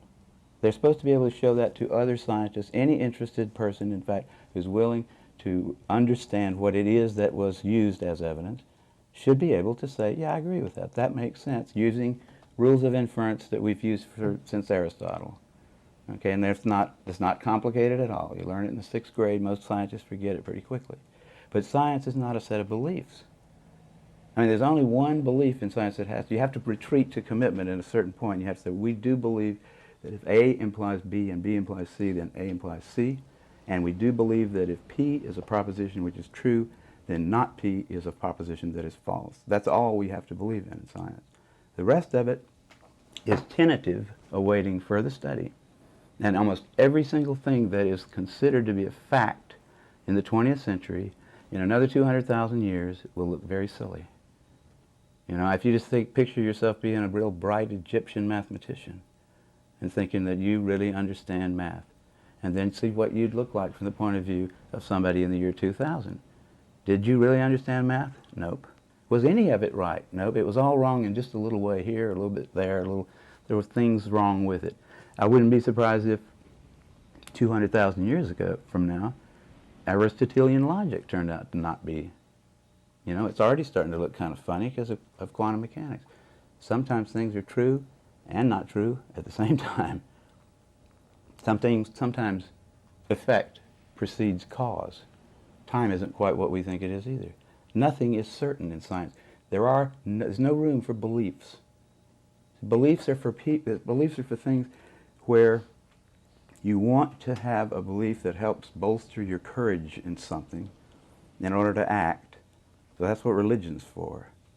You know, there you say, I'm going to believe in something that's going to help me to get through this mess out here that I've got to get through. And I'm going to do that because it's useful for me to believe that. And the harder I believe in it, the more powerful I get in a way. Especially if I want to start bossing a lot of people around and I can get them to believe the same thing. But that's a belief. The difference between that and science was established clearly, at least in England in the 17th century, by the Royal Society, the founding of the Royal Society. Is still around now. They probably don't remember this, that same bunch of assholes, the people that won't accept my papers anymore. But they said there's a big difference between empirical science. Empirical science is something that can be done in front of other people. You can show it on a stage. I can do my experiment in front of anybody who is interested in seeing the results, and we should all agree on the results. We don't have to worry about why. You know, we really don't. We don't ever, if you why long enough, you'll always come to a big because. And you won't be able to always know. But you can know what you showed. You can say, if I take this ball and I roll it down an inclined plane, it rolls down at a certain rate. It has to do, I think, with some kind of force we're going to call gravity. But I don't have to really know why it does. I can just show you that it does every time. We can make cannons that will drop balls on people's heads with the same principle. It works. I can show you that it works by making the cannon. I can show you by repeating the experiment. I don't have to know why, and I don't have to believe in balls because I can throw one at you. You know, I don't believe in them. They are there because I can pick them up. I have them in my hand. I don't believe in science. I don't believe in polio. Do you believe in polio? I mean, we are under the impression that there was a disease called polio, that it caused certain, when it got into your brain, it was terrible for you, and some people died from it. We have evidence for it, but we don't believe in it. It's not in some church somewhere. And if somebody came along 100 years from now, studied the whole thing and said, you know what, there wasn't ever a disease called polio, it was a mistake. It was something else. It wasn't a disease. It was just, you know, I mean, then you change your mind about it in science. You're always ready to have your favorite theory proven wrong. And if you're not, you shouldn't be doing science. In fact, most of the people that are doing science shouldn't be there. Children should not be encouraged to go into science, by the way. Children should be encouraged to avoid it unless they just can't stand not being scientists. It's not a wonderful area where everybody is happy and heroes. There are very few of us that get the chance to go over to Stockholm and pick up a prize. It's a hard job. There are a lot better jobs for people that have belief systems. I mean, if you want to believe in something, you can be a lawyer. You can believe in law. There's a lot of places in law where you can believe. It's okay. You can be in church. You can be a church person. You can believe there. You can be lots of other professions. You could be in real estate where you believe things. You don't do too well in real estate if you use too strict a belief system. But science is a place for people that just are too ornery to believe in anything. They say, show me. Show me why you think this is one way. And I'll try to show you another way. And we'll both do this, and we'll enjoy doing that. We'll debate about what is the actual outcome of the experiment. And we'll do it over and over again until we all agree. Then we'll move on to the next step. Make some gunpowder, something like that. Make cars. You know, we don't believe in cars. It's not a belief. They're there. You can get run over by one. You don't have to believe in them. We believe in things like God. You know, the Catholics have sort of forgotten that, and that's why they sort of took a hit by science this last century. It's a belief thing. It's faith. That's totally different from science. It's silly to hear people saying, you don't believe that HIV causes AIDS? You don't believe that? I mean, it's just a word, but it's a very, very important distinction, I think, that you know, that's why it's become a very emotional kind of thing, because people actually, they get personally committed to what really is a body of evidence that can be analyzed, you know, by lots of people, and at this point there's so much of it out there, nobody can really analyze it, all of it, but nobody can write a review of it that says HIV causes AIDS because of this. You know, if a postdoc were to write a review of their literature that showed without much doubt that HIV was the cause of AIDS, that guy would be famous. Now there's 100,000 guys out there who had the opportunity. Just 10 years has passed. We've been waiting for this star postdoctoral fella to distinguish himself forever and get a lifelong grant from Tony Fauci, but he hasn't shown up. No one has bothered to write a definitive review. Any journal would take it. That right there proves that HIV does not cause AIDS by induction. Then what have we seen in the photograph? Have we photographed AIDS? Do we have AIDS in a test tube? Because if we haven't proven HIV causes AIDS, then can we show that what we're calling HIV is an actual organism? Nobody has actually purified HIV. There's no little bottle of HIV anywhere on the planet that's just got HIV in it. They have cell lines that they think that it's growing in. There are a lot of people that think it's not even there at all. But I mean, I wouldn't doubt that it's there. I think anything you can imagine is there somewhere. You know, but whether it's there or not is not the question. The question is, does it do anything with regard to these set of diseases that we've now called AIDS? And it's such a tangled web of madness by calling all those things AIDS, by just making it more and more and more complicated to figure out what causes what. See, it's like, that's not the way science works.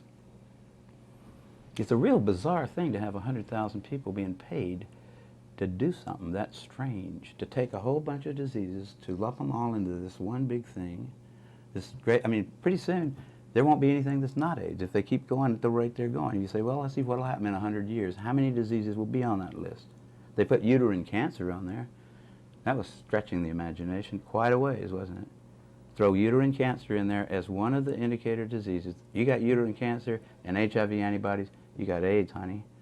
And we need some more females, by the way, with AIDS, don't we?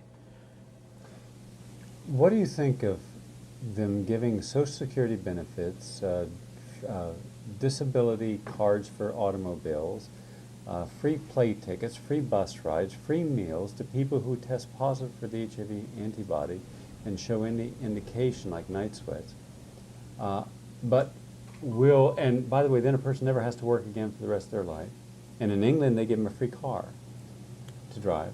And yet here, with cancer, with Alzheimer's, and with major disabilities that clearly are disabilities, they don't give you anything. Yeah, I've heard about all that stuff, and it is very difficult to understand from the point of view of the so-called the neutral observer why that would happen. But if you look at the details of it, you'll find out why. Because this guy gets some money, this guy gets some money, and this guy gets some money. This guy gets. They give me a free parking sticker down at the parking lot by the Scripps Pier because I'm a Nobel Prize winner. If they did, I'd take it. And I don't know whether I should have one or not, but I like to surf down there and I like to park in that lot. But I mean, people will take things if you give them to them, and if the process of giving out the money everybody's always skimming it, right? I mean, in government handout things, if somebody's always making money off the process of giving it away, don't you think? I mean, and it's become such the issue of this ridiculous thing is this whole. It's like. It may be that we'll never understand how we got into that because it's so complicated. But we got into this mess. I mean, it was a reaction to the 60s and the early 70s. Can we afford to be honest about AIDS? Is it too late for us to extract ourselves because of liability and acknowledging that there may have been medical genocide committed? The first time I heard Charlie Thomas say this, I thought, Thomas, you're being a little bit too rude there. But I started thinking about it, and I was, the way to get rid of AIDS is to stop funding it.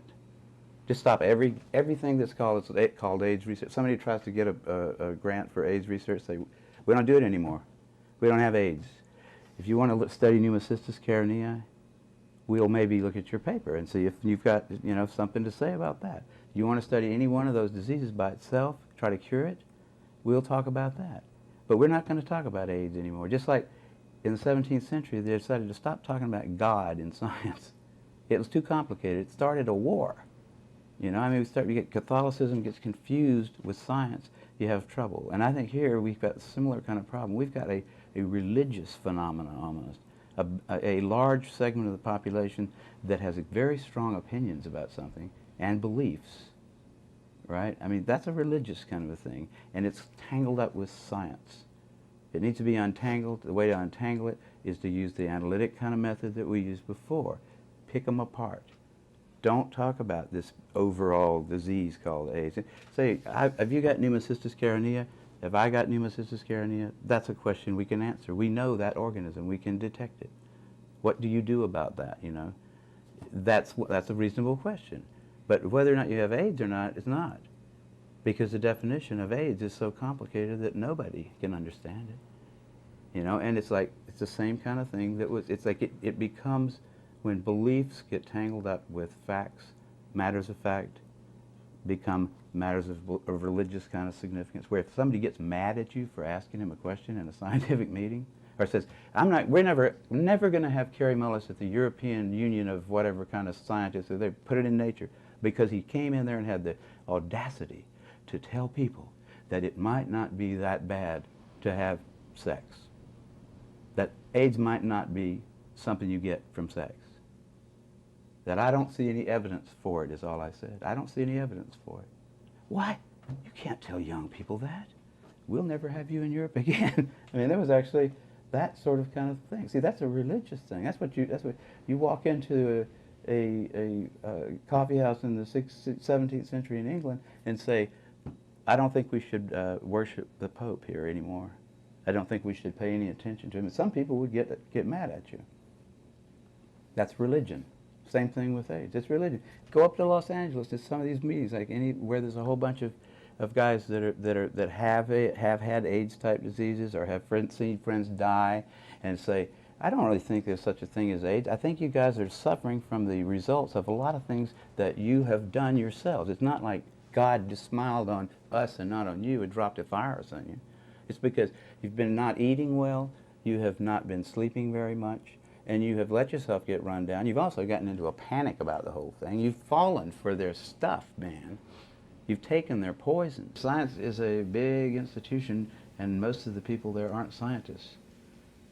You know? What do you think of all these people now who are willing to take what sometimes are very brilliant minds and apply it specifically just to helping a major industry market a product, even when the results of what that company need do not always match the actual science behind it? I mean, you're talking about the marketing people, marketing people. Well, you got to be a little cynical to be a good marketing person, probably. You know, I mean, a little bit. So, but I don't think, I'm a libertarian in that regard too. I think let them do it. It's not, you know, they're not forcing you. If you're dumb enough to watch that box over there and do what it says to do, then that's your problem. It's not mine. And I think it's all right for people to try to, you know, suspend your good judgment for long enough to get your wallet out, whatever. I mean, I think that's okay. People should be subjected to marketing. They shouldn't think that it's, I mean, most people actually distrust marketing. They see it as for what it is. They don't realize that when Tony Fauci gets up and starts talking, he's marketing too. They don't, and that's what they really need to learn. And I think go back to something you said about when you get up to give a lecture with people with AIDS and some of the AIDS organizations, they're willing to cut you to pieces. Oh, a lot of them just get angry if you suggest that it's got anything to do with the behavior, if it's possible that it's a behavioral thing. You know, there was these guys that lived next door to me in Berkeley a long time ago, and they were homosexuals, and we played cards together out in front a long time, and then the bathhouse stuff started happening. Those guys started going over to the bathhouses, and I was waiting for the heterosexual bathhouses to happen, but they never did. So I didn't go over there. But I noticed over a couple of years that those guys got paler and thinner. But you know, they're coming in at 5 in the morning, you know, take a little amphetamine, go to work, don't eat very much, come home at night, head out to the bathhouses. I mean, it was a fascinating place to be at that point. That was a wonderful time in their lives. And I mean, I sort of regretted that I wasn't a homosexual myself. But I saw that those guys were sick. You know, I mean, I could tell just by looking at them, because I'd known them before they started doing that. They weren't normal, healthy males between the ages of 24 and 45. It was obvious to them, I think, that they were abusing themselves. I mean, if I go 2 nights without sleep, I know I've done something bad to my health. My little cuts don't heal quite as well if I don't sleep, and all kind of things. Everybody knows that. But those guys somehow decided when they started dying that it wasn't their lifestyle, which was radically different from other people's, that was causing it. It was something else. And then here comes here comes Gallo and Montagnier and the NIH saying, that's right, it's something else. It's something you didn't have. You're not responsible for it. You're just the beginning of it. We're all going to get it. And they liked that so much because they said, we can go right ahead and do what we're doing. We just have to do a few little things differently, and then we'll be okay. They cling to that, you know, and they think if you suggest that it's their activity, the way they live their life, that you're a homophobe or something, you're some kind of an idiot. There's something wrong with you. There's some of them that aren't that stupid, but you know, there's a lot of them that are religiously associated with the notion. They believe in the notion that it is an infectious thing that will eventually sweep across the planet and kill everybody. That's what they've been hearing that, and they like that better than the idea that maybe this experiment in a radically different style of life failed. Maybe there were some things in that lurking in there that weren't really going to work. And it seems reasonable when you start doing a whole lot of different things that something might just go wrong. I mean, it's a complicated system. A whole bunch of people just quickly changing all their habits and starting to do all kinds of things that they haven't done in generations before. Have you ever had a time in your life, I want to add on to some, I want you to go a little further but in a little different way. Have you ever had a time in your life where you really burned everything out? You just couldn't stop whatever you were doing. I mean, if it was having sex or staying up late or drinking or whatever, maybe for a week or 2 weeks, you just went on a real rip. Last week. How did it feel? Yeah, I felt, I want to get a Coke out of here, okay? Yeah.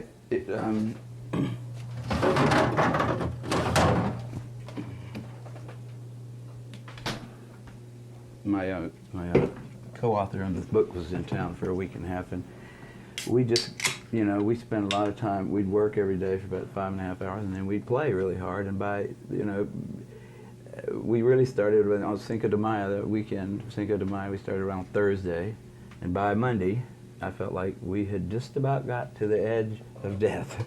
That if we went any further with that kind of a, with no sleep, no real food, lots of tequila, just, crazy, wonderful women just happened to be coming through all the time, and it was a lovely time. But I knew, and David did too, we got to the end.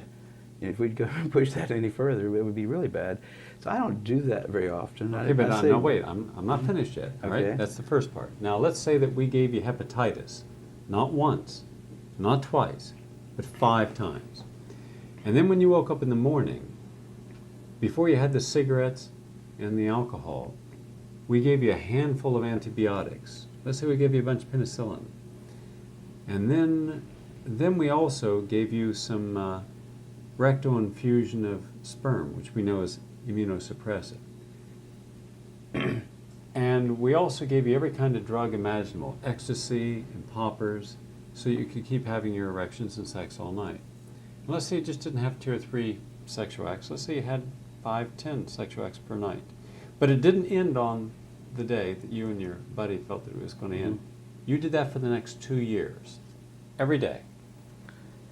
I would not expect to live through it. I wouldn't expect to live through even the minor incursions that I'll make into, like, riotous living, if I kept it up very long. I know I can't. If I could go without sleep for 2 nights, and then I start bumping into things.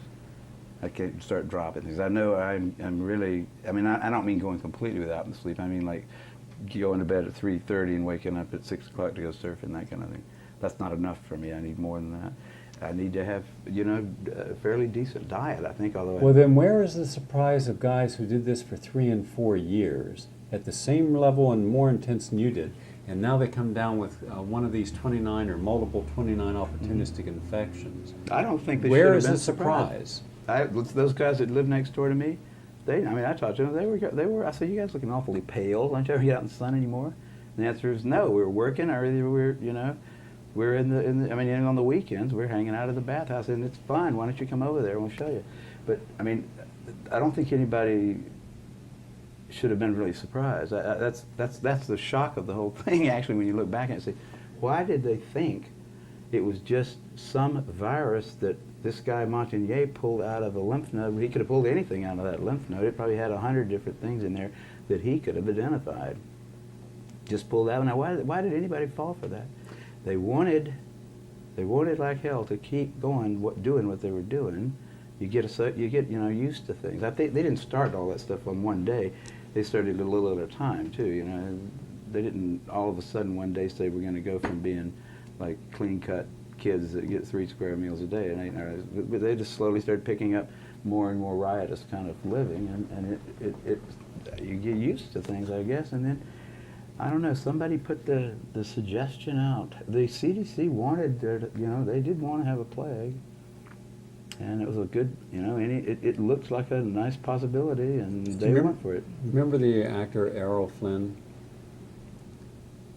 He was a swashbuckler. He was in, Robin Hood and Captain Blood. And he died on his 50th birthday, or around his 50th birthday. He was only 50 years old. He was so burnt out, so washed out, that when the doctor he died up in Canada, when the doctor did an autopsy, couldn't believe that he was alive for the last 5 years. His liver was totally sclerosed, his heart was completely shot, he had atherosclerosis, he had it all. And he looked about 90. Now, he drank every day, he smoked every day, and he lived a fast life. He also did some drugs. There's a good example of what would happen to a heterosexual in a very relatively short period of time. It took him about 20 years to do that. And so then you triple what he was doing, and you can speed up the process. We have a lot of models for, in the heterosexual community, for people who have destroyed themselves without needing a virus to do it. We have a lot of things lifestyle we can show does. So now we say lifestyle is not a part of it. And that always amazed me that everybody bought that. It was the easiest solution, the easiest explanation for those people who were starting to get all these diseases to accept, because the other one would have said, you maybe are going to have to modify your behavior. Now, we don't know exactly what it is you're doing that's wrong, but you might ought to think about, dropping a few things and seeing if what is it that's making you sick. I just can't imagine people that were doing that kind of stuff that weren't aware that it was the things they were doing that were doing it. And when it's so obvious to me when I go without sleep for 2 days that that's what's causing me to bump into things or forget things or have a little sore on my finger that should have healed really quickly. It didn't. It's obvious to me when that happens. But why not just look at all the other gays who were not living that kind of life, who never got HIV or AIDS? Well, only 2% of the gay population have tested positive for HIV or AIDS. Well, that's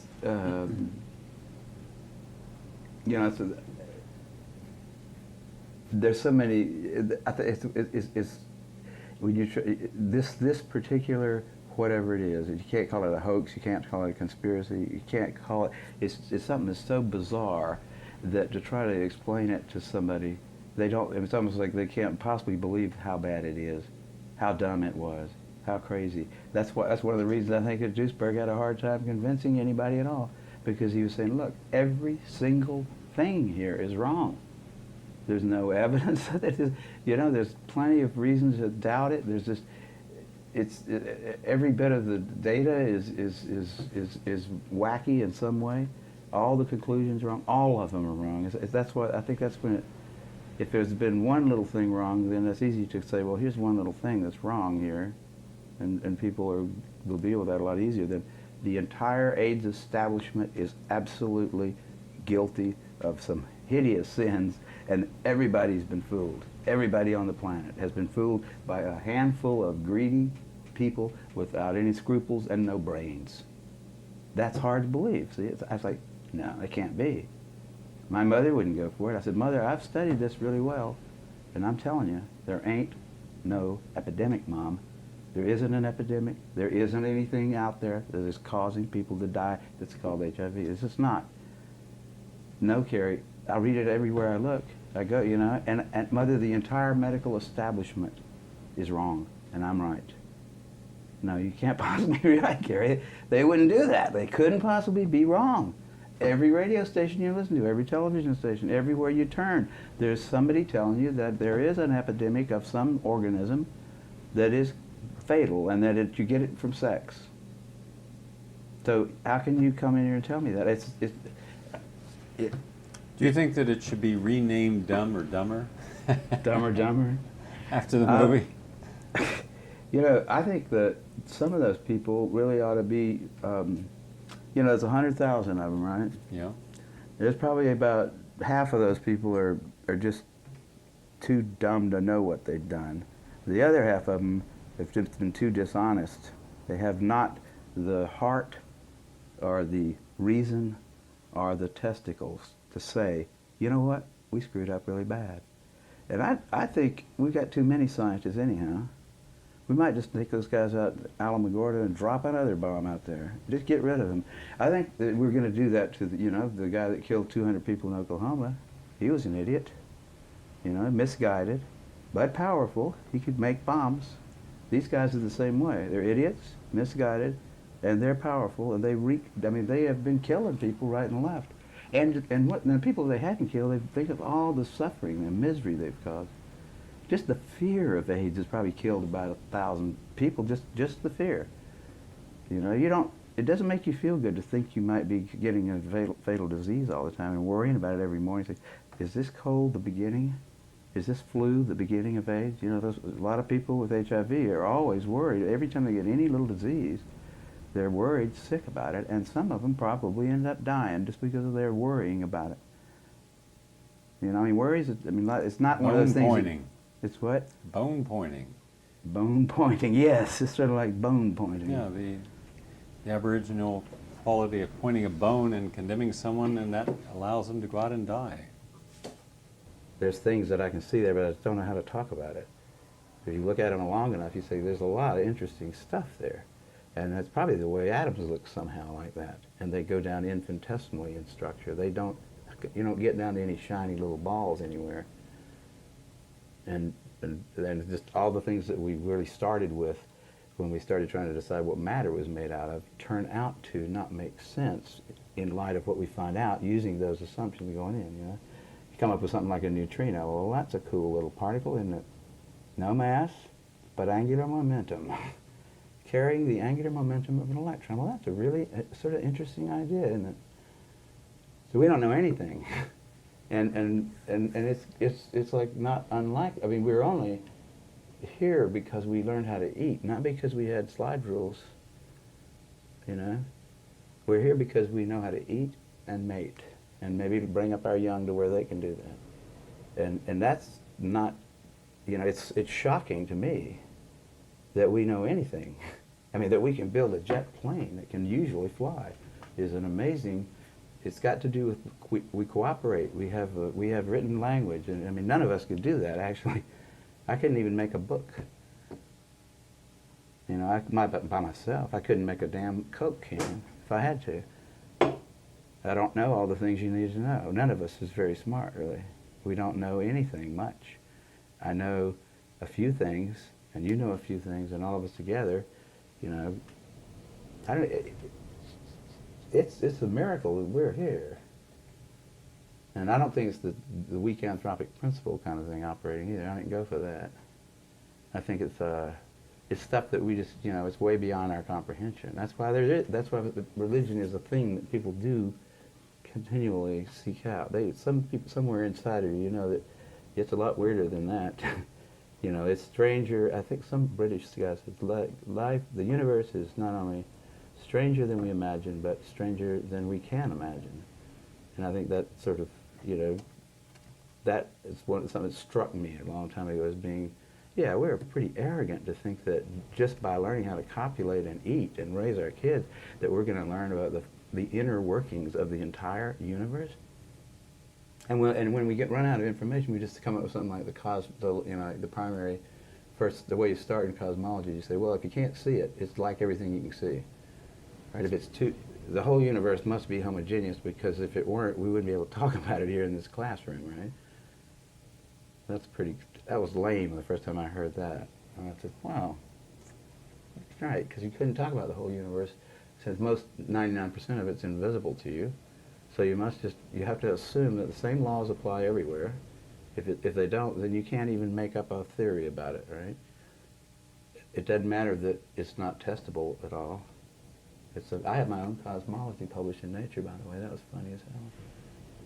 When I was a second-year graduate student, I published a paper called The Cosmological Significance of Time Reversal in Maddox's magazine. And he took it. And I wasn't a cosmologist or even an astrophysicist. I'd read Scientific American a little bit, taken some acid, and had some dreams about how things were, wrote myself a paper and got it published. Suddenly, I was writing, I was saying, the Big Bang Theory is not right, and the steady state theory is not either. This is a good idea right here, what about it? Published it. When I sent PCR, no thanks. They rejected it. Nature rejected the PCR paper that I wrote, and so did Science. Both of those austere magazines. But Nature took the cosmological significance of time reversal, which was the sort of lunacy of a sophomore, a second-year graduate student in biochemistry. When that happened, that was my first real shock about science. I said, there's nobody minding the store, There aren't any wise old men up there. How could this happen? How could they let me publish this theory in Nature? It's not like in some backwater journal. Nature. A lot of the professors in the department said, what in the hell is this? One of our graduate students just put his own paper in Nature, and it's not even about biochemistry? It caused a lot. It's weird what that did to my career at Berkeley. People said, well, he's weird, but AIDS is a lot of people think of it as a conspiracy by some group or something like that. But it's just something that happened. It's a thing that really fit right into the historical framework, and it went exactly the way a sociologist looking at history would have said, yes, something like that ought to happen, and it happened. And there's the thing that I learned like back in 1968 when I first published a paper by myself in Nature in a field that I had no expertise in at all. There are no old wise men up there at the top of science, which I really did until '68. I would have thought, if you try to publish a dumb paper in a journal like Nature, it won't get published. If you try to publish a good paper in there, like I later tried to publish PCR, the invention of PCR, in the same journal, and they didn't take it. So it's up there. There isn't an up there. There's no place up on the Academy of Science is just a bunch of idiots, just like everybody else. The editors of journals, austere journals even, they're just busy with their little lives and stuff. There are no old wise men up on the top making sure that we don't do something really dumb. And we are kind of like the children of the apes that we came from. We're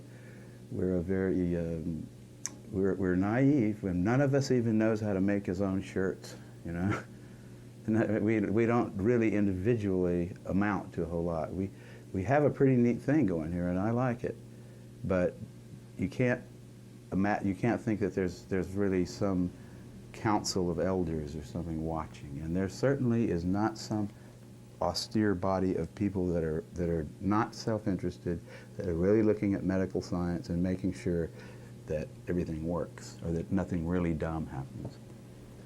We're on our own here. Kary, what would happen if half the scientists in the United States came here, could live right across the street from the Pacific Ocean, see beautiful sunrises, sunsets, have a lot of nice sex, have a refrigerator with beautiful women with nice bodies, hang out with some good people, and enjoy this kind of lifestyle? You think you get a little different? Would they be different? Would they be different? No, I think people are gonna, we're really bound to remain human. Human is what we are, and human is, we have foibles, right? our warranty runs out probably when we're about 35, for one thing. You know, we're old, wise men. We're not involved in evolution because they didn't exist. I mean, there weren't any people over 35 probably until at least 100,000 years ago, when people started carrying things around that they could bash animals with and stuff like that. I mean, old, wise men are kind of a new development. Old, wise women are a new development. We're very, so, and I think that humans will always just be, you know, we have to think of ourselves as a bunch of kids. I mean, I think there was a real, you know, somewhere back in there when we came out of the trees and hit the ground, there was a neoteny kind of an event where we stopped growing up. We were babies of the apes that got old enough, we got capable of reproduction. You know what I mean? That something had to happen there to keep us, to make that transition. And if we look around and think of ourselves as kids, you know, just a bunch of kids, then I think we see much better who we are than if we think of ourselves as being, you know, mature. I always think of myself as a kid. I roller skate, and I play, you know, and I love little kids to play with, and I don't ever think of myself as mature at all. And I think that that's a better way of looking at humans than that as they start looking older that they somehow get wiser, because it's not my experience that they do. Kary Mullis, fun talking with you. Well, it was a pleasure talking with you. Let's go get something to eat.